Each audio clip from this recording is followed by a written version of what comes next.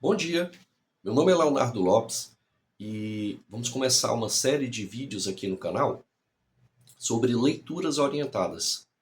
Muitas vezes a pessoa tem uma certa dificuldade de fazer uma determinada leitura, ou de pelo menos começar a leitura, e porque faltam muitas vezes algumas informações mais básicas sobre o livro e sobre o que ela está lendo. O nosso objetivo aqui é fazer uma leitura que é orientada. Nesse sentido, ela agrega tanto a leitura mesma do texto, quanto também comentários. E por isso os vídeos são um pouco mais longos e não tem, digamos assim, uma dinâmica, uma fluidez que geralmente outros vídeos teriam, com mais edição, entre outras coisas, de determinado comentário do livro. É mesmo algo que pretende fazer a leitura e ao mesmo tempo fazer os comentários do livro. Orientar a leitura. E o livro que escolhemos, e aí vai ter uma playlist aqui no canal só sobre esse livro, porque claro que não vamos fazer em um vídeo só a leitura e o comentário dele, mas em vários, e aí teremos uma playlist específica para cada livro. O livro da vez escolhido é O Peregrino de John Bunyan. E aí vamos utilizar essa versão aqui, é a versão que eu tenho em casa, que é da Publicações Pão Diário. É um livro interessante, ele tem uma parte gráfica bem interessante, a arte dele aqui feita, capa dura, e é a versão que eu tenho em casa, né? Então, a obra é O Peregrino, de John Bunyan. Ela tem algumas notas do Warren Wisby. Isso faz toda a diferença, porque é um livro antigo, é um livro com um alto teor teológico, um autor que não é que seja difícil, mas é porque é um dos clássicos da literatura, e aqui eu coloco o John Bunyan dentro de um contexto de literatura mesmo. No caso aqui é uma literatura mais voltada para o cristianismo e uma literatura mais ao sentido oriundo, digamos assim, dos valores da Reforma Protestante. Mas, para além de tudo, é um clássico dentro da literatura mundial. Boa parte do vídeo aqui eu vou permanecer um pouco de cabeça baixa, porque eu vou estar lendo. Nós vamos ler, e aí eu vou pedir licença a você que realmente acompanhe a minha voz. E quando for para fazer o comentário, eu vou avisar. Depois eu volto a fazer a leitura. Então, essa versão aqui, e se você não tem essa versão, não tem nenhum problema. Você pode acompanhar em outras versões. Claro que vai haver uma pequena diferença entre, como podemos dizer, ah, algumas traduções, palavras diferentes, construções frasais diferentes, e, e aí você pode optar por ou ler comigo aqui o texto, ou então ler a sua versão. Mas o objetivo aqui do vídeo é justamente esse, fomentar não somente a leitura, mas uma leitura comentada. Como eu já disse, essa versão aqui é da Publicações Pão Diário. A escolha desse livro aqui é aleatória, poderia ser qualquer outra versão. Eu estou escolhendo basicamente essa porque é a que eu tenho em casa. Eu comprei há um tempo esse livro e ele é muito bonito. A parte gráfica dele, capa dura e tal. E é um texto que eu gosto muito. Eu já li O Peregrino em outra ocasião e agora seria uma releitura. Ele vem, como eu já disse, com as traduções do Warren Wisby, o que faz toda a diferença, porque vão ter as notas, e aqui nós basicamente vamos ler, além do texto, também a introdução do livro, assim como as suas notas.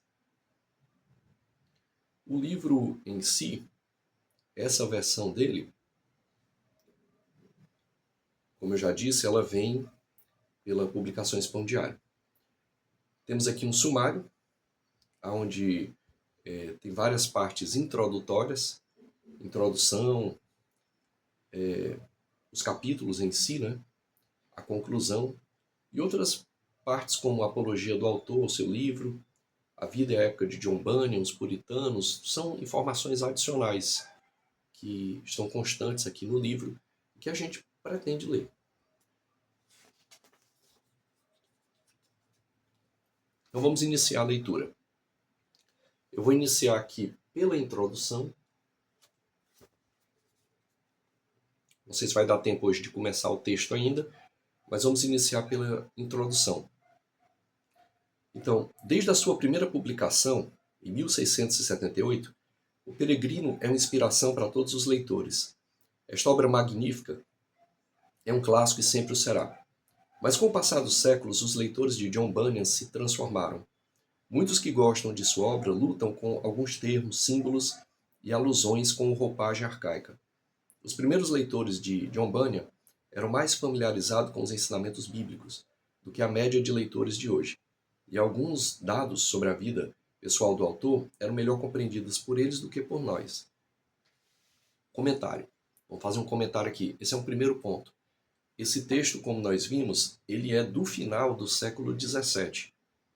E no final do século XVII, o puritanismo, do qual, em certo sentido, John Bunyan fazia, ele tinha como marca registrada que as pessoas tinham mais conhecimento bíblico, o que difere um pouco, de uma forma bem geral, claro, das atuais igrejas de hoje, em que muitas vezes não temos, por parte dos fiéis, um conhecimento mais apurado do texto bíblico.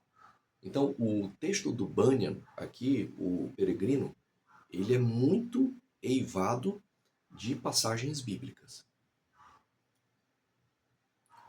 Sugiro que, enquanto ler este livro, tenha em mãos a Bíblia, versão João Ferreira de Almeida. É a indicação aqui da introdução, né? Edição revista e atualizada. Quando Bunyan cita um verso ou frase, parágrafo ou faz alusão a alguma passagem das Escrituras, faço a referência e, se necessário, dou uma explicação para ajudar o leitor a entender o que o autor quis dizer. Existem muitas referências sobre a experiência cristã pessoal do autor, assim como as circunstâncias políticas e religiosas de sua época. Indiquei estes momentos nos locais apropriados, sessões introdutórias ou nas notas. A obra original não possui capítulos ou outras divisões. Com o intuito de facilitar a leitura, dividimos em capítulos para dar ao leitor um momento de pausa ou para apresentar material de informações complementares para melhor compreensão do texto. Ao final dessas páginas, você encontrará o poema A Apologia do Autor ao seu livro, com a qual o autor começou a obra originalmente, e que foi usada para explicar o motivo de ter se utilizado da alegoria. Também acrescentamos os capítulos A Vida e a Época de John Bunyan e Os Puritanos, que define esta obra no contexto histórico e cultural adequado. É possível ler O Peregrino e ser beneficiado pela obra sem ter conhecimento prévio do autor ou das circunstâncias históricas de sua vida. Conhecer esses fatos extras acrescentará um grande significado ao que foi escrito. Se você nunca leu esta obra clássica, sugerimos que aprecie a leitura completa e não use as notas de rodapé, a não ser que seja para compreender melhor o texto. Em seguida, depois do término da primeira leitura, releia o texto. Dessa vez use as notas de rodapé e a sua Bíblia. Não tenha pressa. Leia cuidadosamente e analise o texto e as Escrituras. Descubra também novas verdades que tornarão a Bíblia e esta obra clássica novos livros para você. Se você não é um peregrino, tenho certeza de que este livro ajudará a tornar-se um deles. Se está nessa peregrinação para a glória, espero que este livro torne o seu caminho muito brilhante e vitorioso. Então, essa parte aqui da introdução, ela coloca já alguns elementos que são interessantes, que muitas vezes não se leva muito em consideração, tanto na leitura da Bíblia quanto na leitura de livros que, de alguma forma, falam sobre a Bíblia.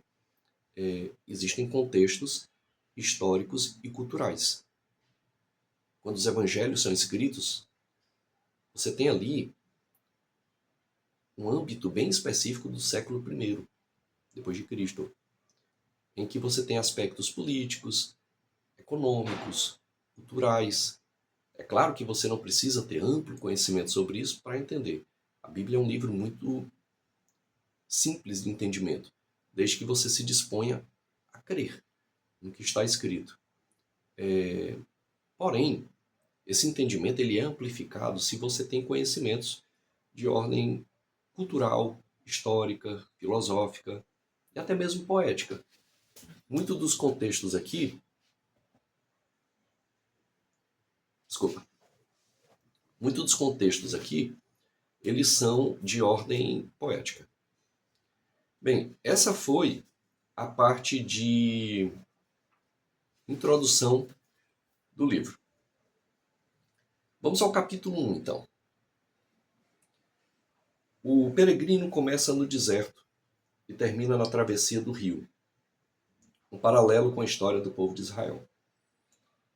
Os israelitas peregrinaram pelo deserto durante 40 anos. Depois atravessaram o rio Jordão para entrar na terra prometida. No primeiro parágrafo, Bunyan diz que o narrador, ele mesmo, foi jogado em uma caverna. Esta é uma referência à prisão Bedford, onde Bunyan ficou preso por vários meses em 1675. Foi nessa época que ele escreveu O Peregrino. Então, essa obra ela é interessante porque ela foi escrita dentro da prisão. O Bunyan foi preso, como está dito aqui, em 1675, e depois a gente vai avaliar os pormenores dessa prisão. O personagem central dessa obra é cristão, que significa pertencente a Cristo, seguidor ou pequeno Cristo. Eu gosto muito da indicação de pequeno Cristo, porque o pequeno tende a se tornar grande, né? Ou seja, tende a se tornar Cristo, a partir de Cristo. Então, particularmente, eu prefiro essa designação de cristão como pequeno Cristo. Onde paramos? Antes de iniciar a peregrinação até a cidade celestial, seu nome é privado de graça, ou seja, sem graça, né? Graça é uma dádiva dada por Deus aos pecadores, que não merecem, e cristão não possui essa graça. E ele não possui essa graça porque ela não foi dada, ou não foi dada ainda, e que não é conquistada. E é por isso que o John Bunyan se insere dentro do contexto da linha da Reforma Protestante. A graça é imerecida. O cristão iniciará sua viagem da cidade da destruição até os portões do céu. Então existe aqui uma peregrinação. A cidade da destruição é a cidade do pecado, ou como Santo Agostinho chamou, a cidade dos homens. E o cristão ele vai ir até os portões do céu. Bunyan apresenta previamente uma descrição da cidade celestial, por vários motivos. As glórias do céu são incentivo para que o cristão continue sua difícil jornada e convide outras pessoas para compartilhar a peregrinação com ele. Essas glórias também ajudam o cristão a encarar os desafios do caminho, porque a glória vindoura mais do que compensa os sofrimentos, assim como está em Romanos 8:18, por exemplo. Para o cristão, a expectativa do céu é que o impulsiona a ter uma vida piedosa e de serviço sacrificial. Por isso vamos iniciar a jornada com o peregrino de Bunyan.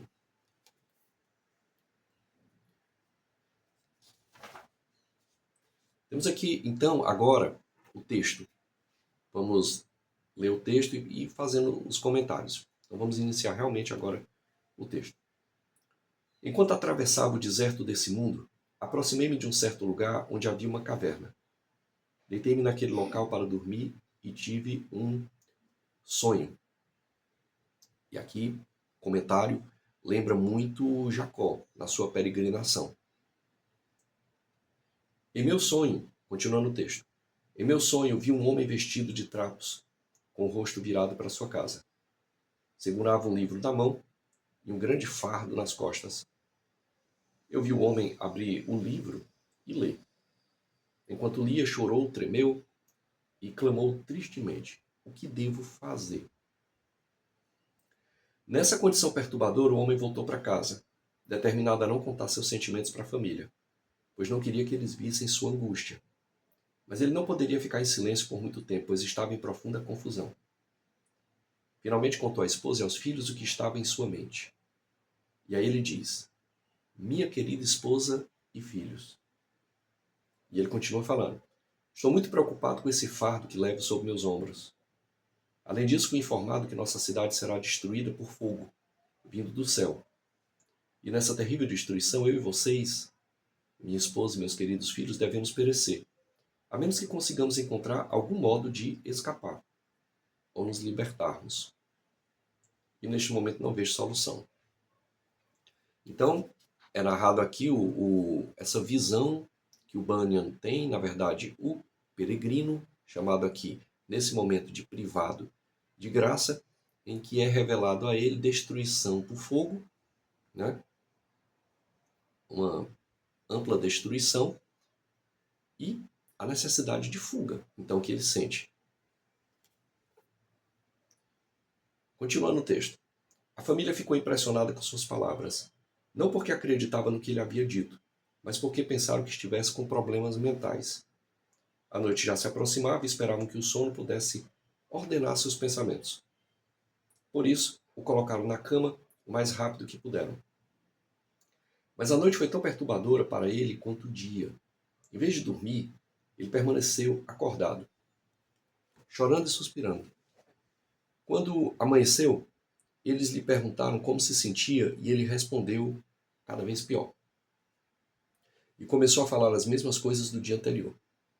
Acreditando que poderiam afastar essa loucura com atitudes rigorosas, começaram a zombar dele, a repreendê-lo e algumas vezes a ignorá-lo. Por isso aquele homem começou a isolar-se em seu quarto para orar, a fim de que Deus se compadecesse de sua família e de sua própria desgraça. Ele também caminhava pelos bosques, algumas vezes lendo, outras orando. Por muitos dias esta foi sua rotina. Então, um comentário aqui.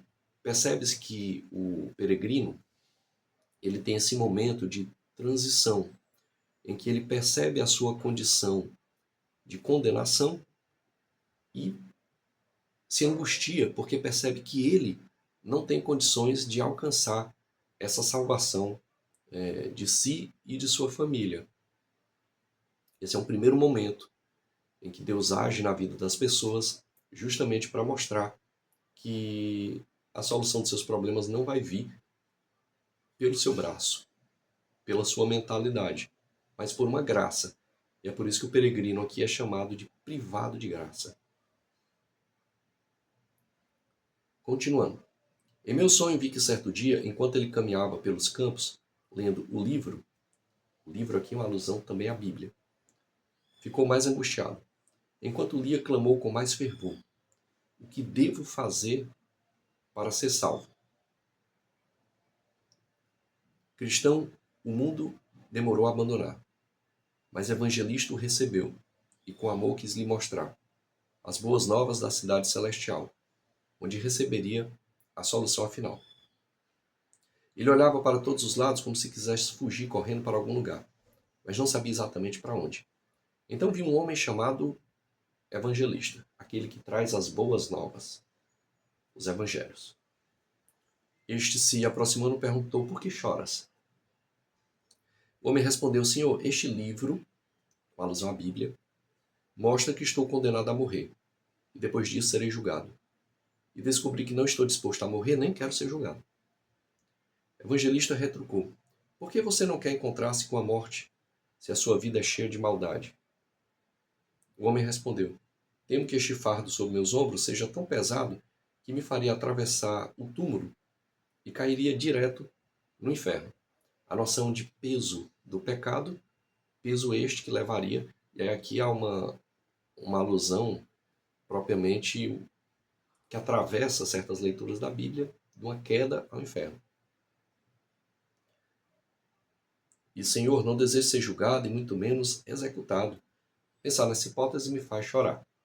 Isso aqui mostra novamente um momento de transição em que o cristão percebe a sua pecaminosidade. E essa pecaminosidade que o levaria ao inferno. E ele então está angustiado, porque ele percebe também que por ele não consegue agir e se salvar. Essa aqui já é uma noção da graça agindo na vida dele. Então o evangelista disse: se esta é a sua condição, por que continua aqui? O homem respondeu: não sei para onde ir. A seguir, o evangelista lhe deu um pergaminho, no qual estava escrito: fuja da ira vindoura. O pergaminho aqui, comentando, ele é uma representação dos próprios evangelhos. Quer dizer, é necessário que aquele que percebe, e percebe já pela ação da graça, a sua pecaminosidade e condição de condenação, receba a informação das boas novas, de que há uma fuga. E essa informação vem por uma pessoa específica que é capacitada por Deus, que no caso aqui do texto é o evangelista. Continuando a leitura, o homem leu a mensagem e, olhando cuidadosamente para o evangelista, perguntou: para onde vou? O evangelista apontou para um campo bem amplo e disse: você consegue ver aquele portão estreito? E aqui uma alusão ao caminho estreito, ao portão estreito. O homem respondeu que não. O evangelista continuou: você enxerga aquela luz? E aqui é uma alusão a Cristo. Você enxerga a luz, porque é a luz que vai iluminar o portão e o caminho estreito. É como se ele dissesse: você enxerga a Cristo, pois Cristo vai iluminar para você o caminho, que é o próprio Cristo. O homem disse: acho que sim. Né? Muitas vezes a gente acha que está enxergando a Cristo. Né? Continuando a leitura. O evangelista aconselhou: mantenha o olhar naquela luz e caminhe em sua direção. Assim você conseguirá ver o portão. Bata e você receberá as instruções sobre o que deverá fazer. Alusão ao Apocalipse: eis que estou à porta e bato. Aquele que deixar entrar, entrarei e cearei. Então, em meu sonho, vi o homem começar a correr. Ele ainda não estava longe de casa quando a esposa e o filho o viram e começaram a pedir que voltasse. Mas ele tapou os ouvidos e correu gritando: vida, vida, vida eterna. É interessante que o final é vida eterna. Havia vida, mas essa vida estava mortificada pelo pecado. O que ele quer realmente é a vida eterna. Continuando a leitura, ele não olhou para trás enquanto dirigia-se ao meio da planície. Os vizinhos também saíram para vê-lo correr. Alguns o ridicularizavam, outros o ameaçaram e outros pediram que voltasse. Entre aqueles que falaram para voltar estavam dois homens que tentaram buscá-lo à força.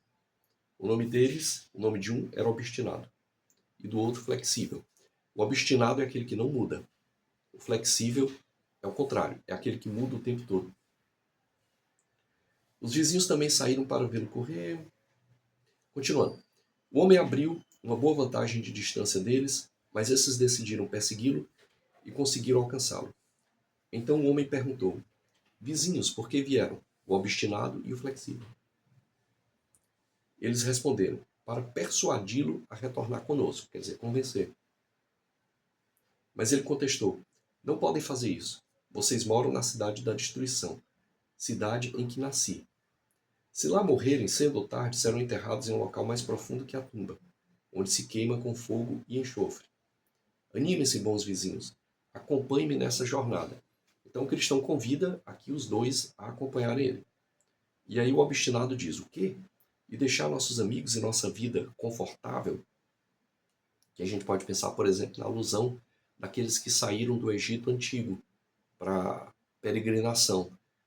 Eles até estavam num local um pouco mais confortável, né? Quer dizer, o deserto com certeza não era confortável, né?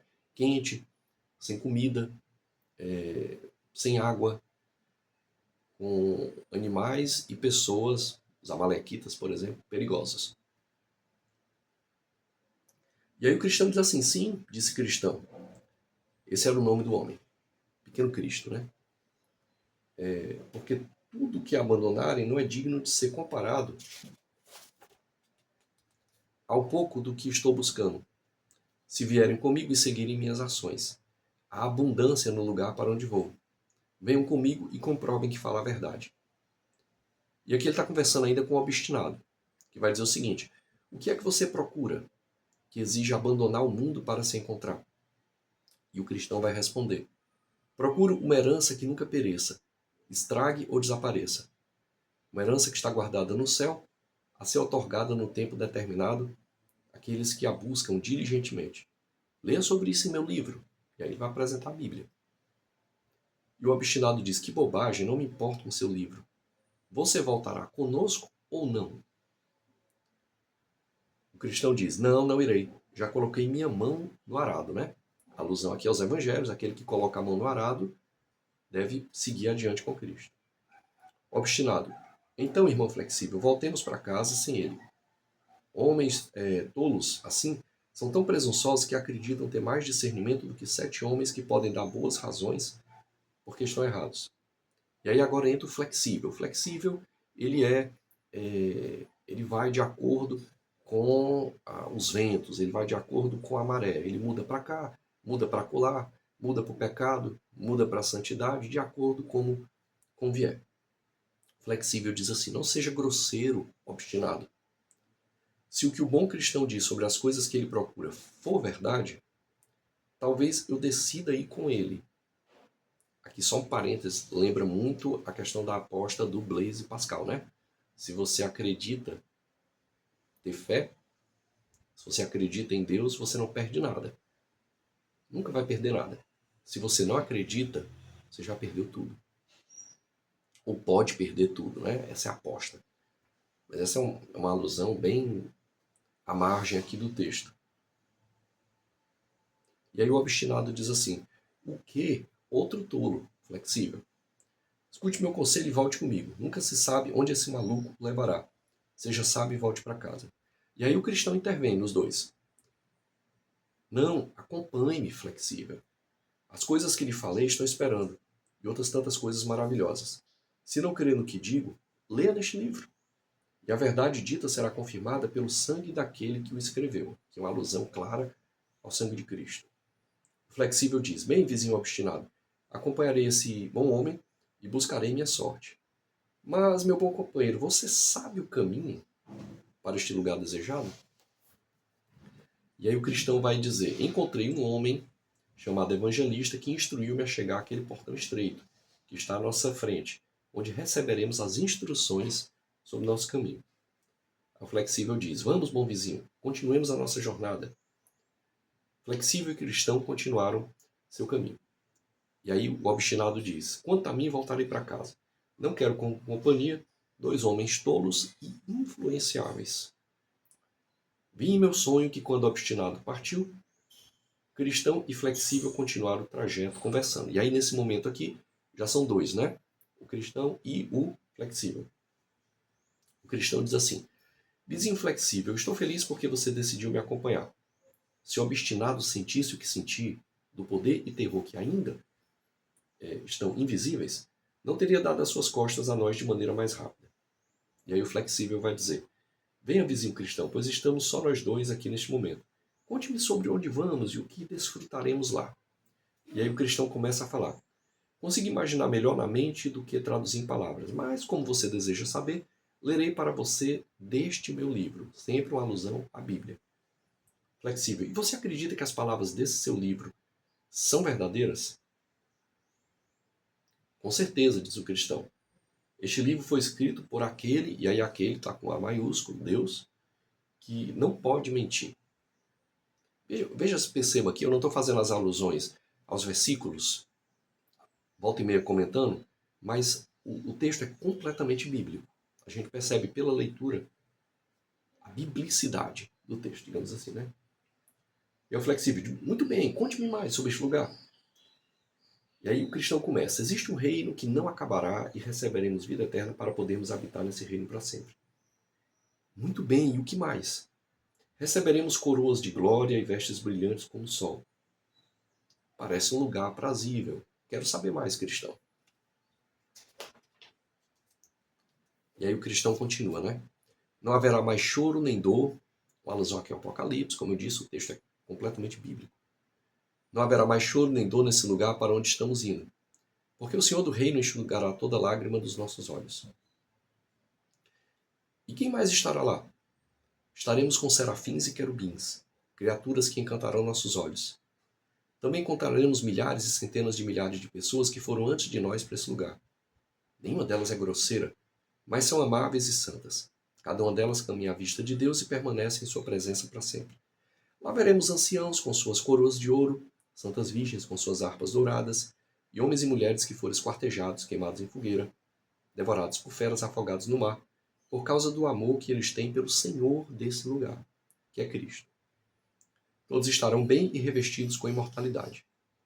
E aí o Flexível, depois de ouvir isso, diz assim: ouvir sobre essas coisas já é suficiente para alegrar o coração de alguém, mas como compartilharemos e desfrutaremos dessas coisas? E aí o cristão responde: o Senhor, o governante do país para onde vamos, escreveu as instruções nesse livro. Se, sinceramente, desejarmos fazer parte desse reino, ele nos concederá gratuitamente. Então aqui é a noção da graça imerecida. Não é uma conquista. E é por isso que o Bunyan se insere dentro do contexto da Reforma Protestante, herdeiro da Reforma Protestante. Flexível diz: estou feliz ao ouvir essas coisas, vamos nos apressar.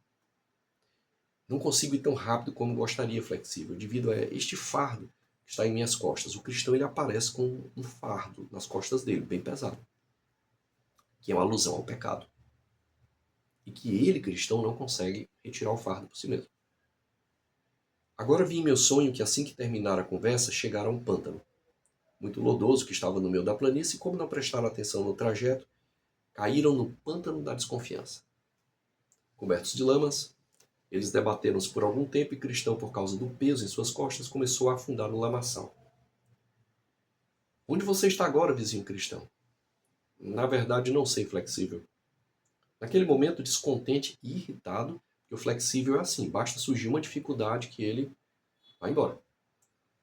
Flexível disse para Cristão: esta é a felicidade que você me falou todo esse tempo? Se estamos passando por esta provação no início da viagem, o que podemos esperar até o fim da nossa jornada? Se sair vivo desse pântano, você continuará sozinho esta viagem, Cristão. E com desesperado esforço, Flexível conseguiu sair da lama pelo lado do pântano, que ficava mais próximo à sua casa, e Cristão não tornou a vê-lo. Quer dizer, Flexível é isso. Ele vai para cá, vai para acolá. Quando surge a dificuldade, ele vai pelo caminho mais fácil. Cristão foi deixado sozinho debatendo-se no pântano da desconfiança, embora não conseguisse sair por causa do fardo em suas costas. Continuou lutando para sair pelo lado do lamaçal, que ficava mais distante de sua casa, e próximo ao portão estreito. Em seguida, em meu sonho, vi um homem cujo nome era Auxílio, ajuda, socorro, que aproximou-se de Cristão e lhe perguntou: o que você está fazendo aí? Senhor, fui orientado aí por essa estrada por um homem chamado Evangelista, que me mostrou este caminho para chegar à porta estreita e assim me livrar da ira vindoura, a ira que virá, né? Estava caminhando por este lugar e caí por aqui. E aí o Auxílio diz, né? Mas por que você não olhou os degraus? Senti tanto medo, Senhor, que não prestei atenção e caí. Auxílio então sugeriu: pegue a minha mão. Assim Cristão agarrou a mão de Auxílio, que o tirou da lama, colocou em solo firme e o orientou a seguir seu caminho.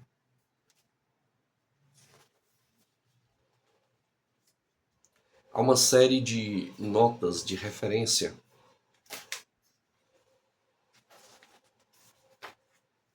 são notas de referência que vêm nessa versão, que são as notas do Wisby.